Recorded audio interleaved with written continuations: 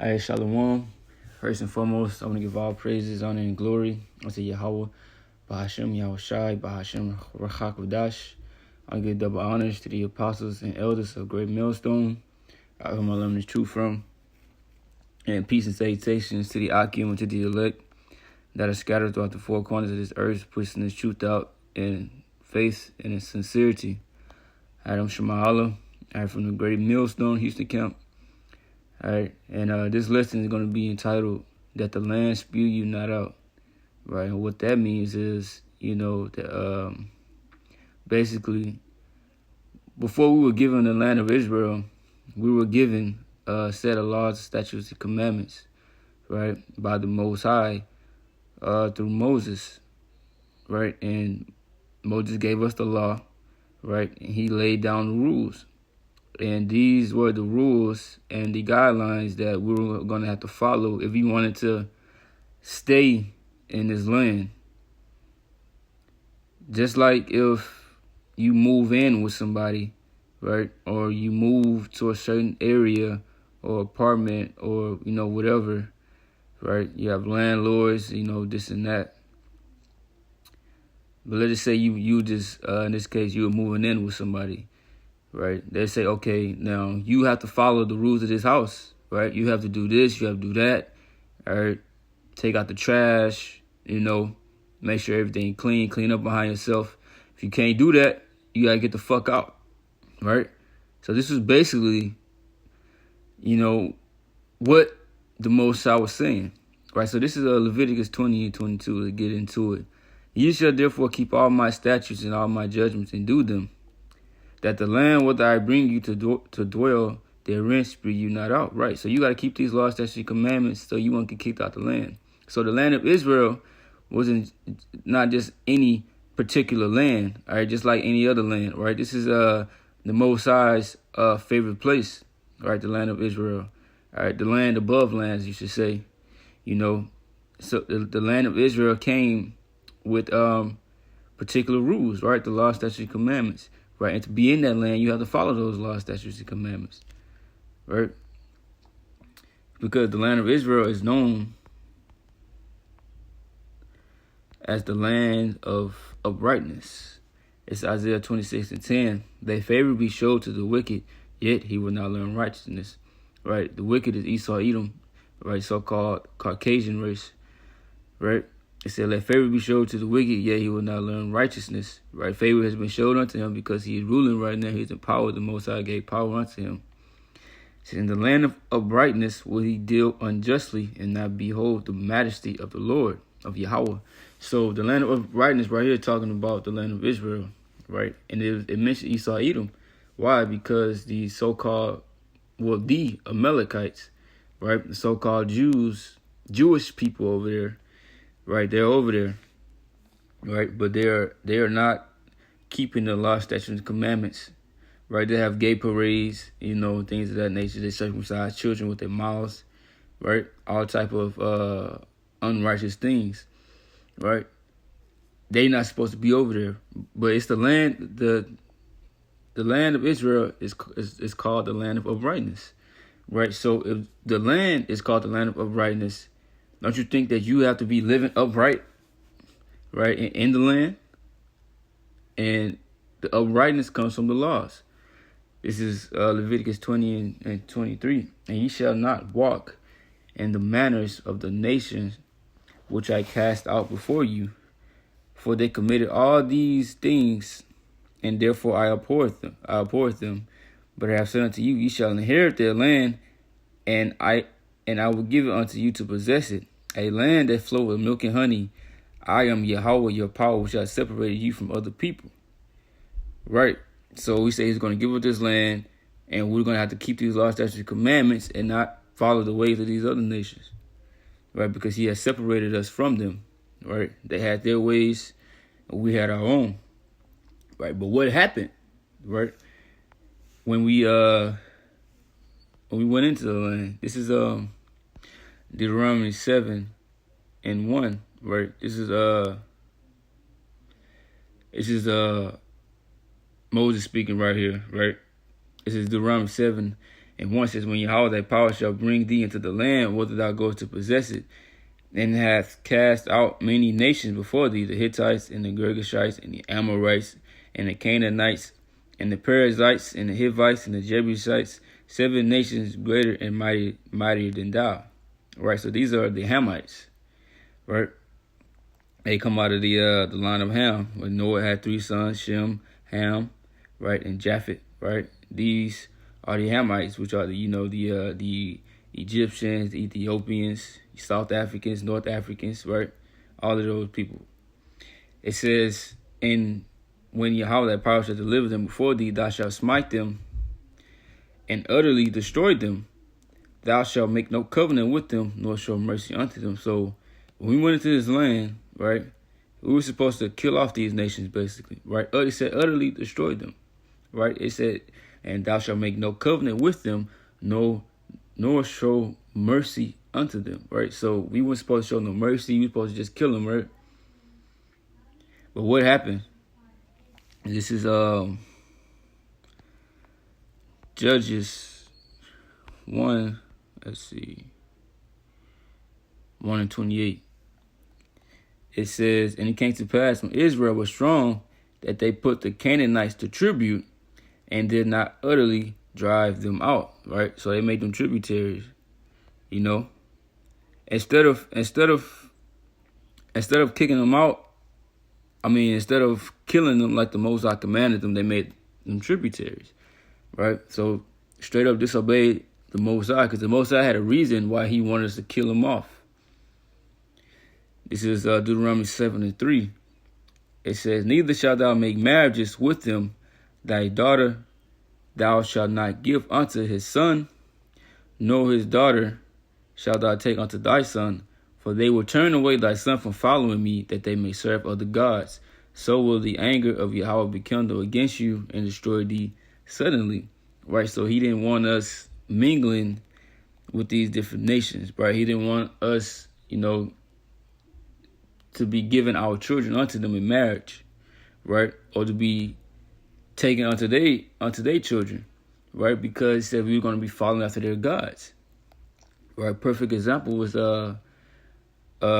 King Solomon, right? King Solomon went off by following the other nations' gods by those through women, right? The Most High didn't want this to happen, but what do? This is Judges 3 and 5, right? Because we're commanded not to mingle with them. This is Judges 3 and 5. And the children of Israel dwelt among the Canaanites, Hittites, and Amorites, and the Perizzites, and Hivites, and Jebusites. And they took their daughters to be their wives, and gave their daughters to their sons, and served their God. See, and that happened. The Most High said, don't do that, because that's what's going to happen. And when they did it, that was the result. They start serving their gods. He said, and the children of Israel did evil in the sight of Yahweh, and forgot Yahweh their power, and served Balaam in the groves. Right? So they start serving these different idols. Right? But when you go back to Deuteronomy 7, it says, for they will turn away thy son from following me, that they may serve other gods. So will the anger of Yahweh be kindled against you, and destroy thee suddenly. But thus shall ye deal with them. Ye shall destroy their altars, break down their images, and cut down their groves, and burn their graven images with fire. Right? So you were supposed to kill these people and destroy everything about the idols and all of that. Do away with all of that, right? So none of that would happen. So you wouldn't be carried away, and be worshiping these different gods, these different idols, right, of these nations, or the Canaanites, or the Hamites, right? This was the specific orders that we were given. It said, for thou art an holy people unto Yahweh thy power. Yahweh thy power had chosen thee to be a special people unto himself above all people that are upon the face of the earth. So we are still a favorite of the favorite people of the Most High, right? Holy people, special people, right, above everybody, right? So the Most High said, now look, y'all are my people, right? You're going to go in there, you're going to do this and that, right? When you get into this land, you're going to kill them, right? Kill all of them and break down their groves and images and all of that, right? So y'all won't be following after their ways, right? Then he said, he wanted to saying that about the marriages, all right, with their children, right? And their children were our children. You know why? Because, like he said, we are a holy people. We weren't supposed to be doing that. This is Ezra 9 and 1. It says, now when these things were done, the princes came to me, saying, the people of Israel and the priests and the Levites have not separated themselves from the people of the lands, doing according to their abominations, even of the Canaanites and the Hittites and the Perizzites and the Jebusites and the Ammonites, the Moabites, the Egyptians, and the Amorites. For they have taken of their daughters for themselves and for their sons, so that the holy seed have mingled themselves with the people of those lands. Yea, the hand of the princes and rulers have been chief in this trespass. Right? So our seed, the sperm, right, that is in the Israelite man, is labeled by the Most High as holy seed, right? And these nations are not holy, so He didn't want us putting our seed, right, in these heathens. He didn't want that, right? Because when you think about it, right, each tribe of the nation of Israel, they all had inheritance, you know, and these nations couldn't be a part of that, right?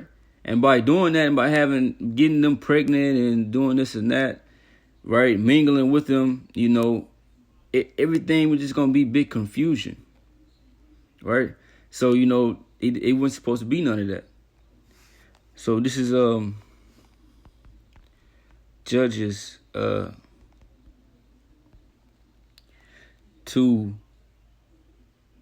and 1. It says, and the angel of Yahweh came up from Gilgal to Bochum and said, I made you to go up out of Egypt and have brought you unto the land which I swore unto your fathers. And I said, I will never break my covenant with you, and ye shall make no league with the inhabitants of this land. Ye shall throw down your altars. It said, ye shall throw down the altars, but ye have not obeyed my voice. Why have ye done this? Wherefore I said, I will not drive them out from before you, but they shall be as thorns in your sides, and their God shall be a snare unto you. So he said they're going to be a thorn in your sides, right? And their God shall be a snare unto you. What is a snare? A snare is a trap, right? It was a trap. Since they didn't follow the orders of the Most High, they started worshiping those different gods. This is Judges 2 and 10. It says, and also all that generation were gathered unto their fathers, and there arose another generation after them, which knew not Yahweh, nor yet the works which He had done for Israel.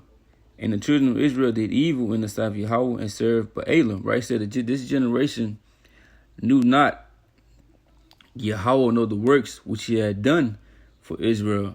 Right? So in the law it says you're supposed to teach your children the law, statutes, and commandments, right, unto your children from generation to generation, right? You're supposed to pass these things down, right? But it said that they went up on these things, they didn't know, right? It says, and there arose another generation after them which knew not Yahweh, nor yet the works which He had done for Israel.